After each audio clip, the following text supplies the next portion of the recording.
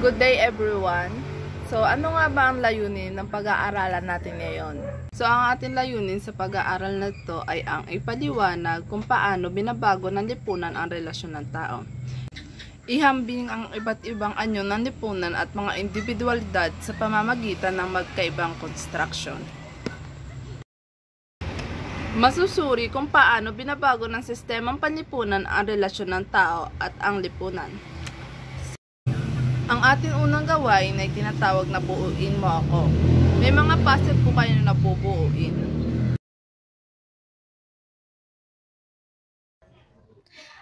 Magandang araw mga bata. Ngayon, tatalakayin natin ang mga elemento ng istrukturang panlipunan. Una dito, ang institusyon.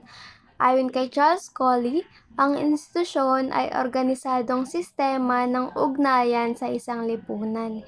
Ibig sabihin ng organisado, ibig sabihin ito, mayroong maayos na sistema at nagkakasundo-sundo ang mamamayan sa isang lipunan.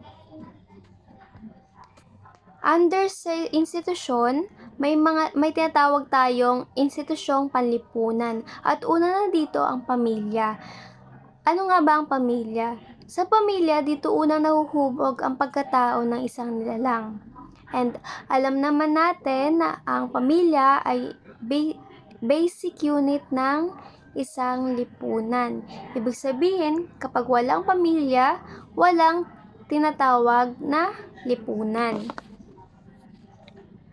Sunod naman ang paaralan. So, gaya ng nasabi ko, sa isang pamilya, mayroong pumapasok sa paaralan at mayroong ding nagtatrabaho.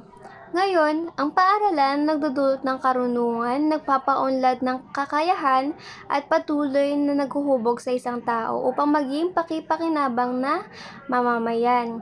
Sa paaralan, para na rin natin itong pangalawang tahanan. Sunod naman ang ekonomiya. Gaya ng aking nasabi, sa pamilya mayroong pumapasok sa paaralan at mayroong ding nagtatrabaho. Ngayon, kung ikaw ay nagtatrabaho na at nagkukonsumo na ng isang produkto, ikaw ay bahagi na ng isang ekonomiya. Mahalaga ang ekonomiya sa lipunan dahil pinag-aaralan dito kung paano matutugunan ang mga pangangailangan ng mga mamamayan.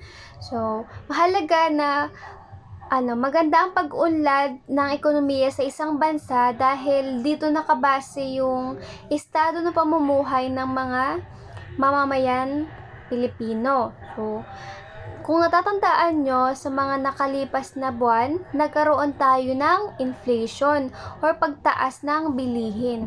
Ang best example nito is yung sibuyas. Yes po, yung sibuyas, nagmahal yung sibuyas. Dahil ito sa mababang produksyon at mataas na demand. Dahil nga mataas yung demand at kulang yung produkto, ang ginagawa is tinataasan yung presyo. Ngayon, ang mahihirapan doon is sino? Siyempre, yung mga mahihirap na hindi na-afford yung mataas na presyo. Sunod naman, ang pamahalaan. So, ang pamahalaan tungkol nito na mapanatili ang kaayusan at kapayapaan, pagsusulong ng mga programang pangkaunlaran at pangangalaga sa estado at mamamayan. So, yung pamahalaan dito, parang sila yung nag-guide sa atin. So, sila yung nagpapanatili ng kapayapaan, and mga example ng programa nila is yung mga pag-aayos ng kalsada. So, inaayos nila yung kalsada para sa ating mamamayan para magkaroon tayo ng maayos na daanan.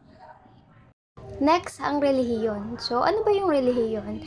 Sa pagtupad ng ating pang-araw-araw na tungkulin, naghahangad tayo ng kaligtasan, nagdarasal na magtagumpay ang ating mga gawain at maging ligtas ang ating mga mahal sa buhay. Lahat ito ay ginagawa natin dahil sa ating pananampalataya. So, ang relihiyon kasi, malaking ano na siya party sa atin Mula noon hanggang ngayon, yung relihiyon is part na siya ng institusyon. So, nagkakaroon tayo ng, parang binibigyan tayo ng peace of mind, kaya ganun. So, importante rin talaga sa atin na, na tinetreasure yung relihiyon natin. Next is ang social group. So, social group tumutukoy sa dalawa o higit pang taong may magkatulad na katangian na nagkakaroon ng ugnayan sa bawat isa at bumubuo ng isang ugnayang panlipunan. Example na to is yung kayong dalawa ng seatmate mo. Since nagkakaroon kayo ng connection, nag-uusap-usap kayo lagi, and ayun, nagkakaroon kayo ng magkatulad na katangian. Ang uri ng social group. Una, ang primary group. So, ang primary group ay tumutukoy sa malapit at informal na ugnayan ng mga individual. Kadalasan, ito ay mayroon lamang maliit na bilang. So, ang best example dito is yung family and circle of friends mo. Since sila yung madalas mo na nakakasalumuha, sila na rin yung nagiging close mo. Sunod naman ang secondary group. Ito ay binubuo ng mga individual na may formal na ugnayan sa isa't isa. Karaniwang nakatuon sa pagtupad sa isang gawain ng ganitong uri ng ugnayang panlipunan. So, ang pinagkaiba ng secondary group sa primary group is meron talaga silang specific na layunin para sa lipunan. For example nito is yung mga political parties, mga fraternity like Tau Gamma, and iba pa. Pangatlo, ang status. Tumutukoy sa posisyong kinabibilangan ng isang individual sa lipunan. Ang ating pagkakakilanlan o identity ay naimpluwensyahan ng ating status. May dalawang uri ng status. Una narito ang ascribed status. So, ang ascribed status ay nakatalaga na sa isang individual. Nakatalaga, ibig sabihin, hindi na maaaring mabago. Hindi rin ito kontrolado ng isang individual. Ang halimbawa nito ay race, or kung ikaw ay pinanganak na Pilipino, hanggang pagtanda ay ikaw ay tatawaging isang Filipino. Next is achieved status.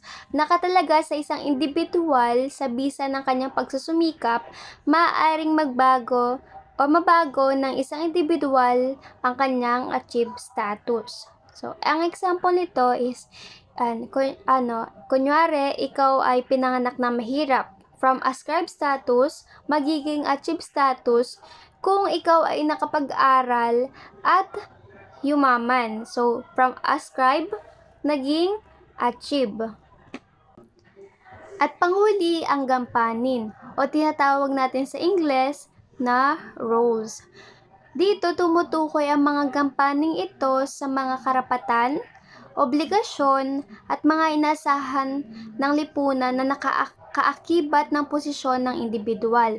Sinasabing ang mga gampaning ito ay nagiging batalyan din ng kilos ng isang tao sa lipunan ng kanyang ginagalawan.